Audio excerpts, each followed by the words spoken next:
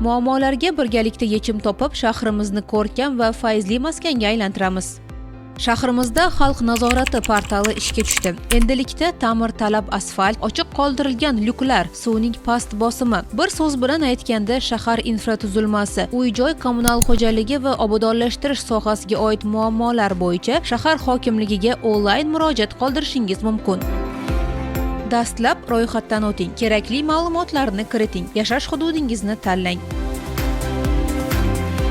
So'ngra murojaat 3 bosqichda yuboriladi. Muammo toifasi va mavzusini tanlang. Muammoni ta'riflang.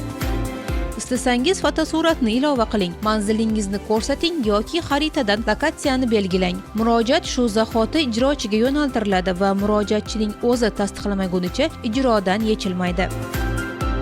So'ngra murojaatingiz natijasiga qarab ijrochiga baho bering. Bundan tashqari platformaning ijrochi bilan muloqot uchun chat, ijrochi tashkilotlar reytingi, kommunal soha yo'nalishidagi vaziyatlardan xabardor qiluvchi yangiliklar modullari ham bor. Portal xalqnazorati.uz sayti orqali hamda iOS va Android mobil ilovalari ko'rinishida mavjud.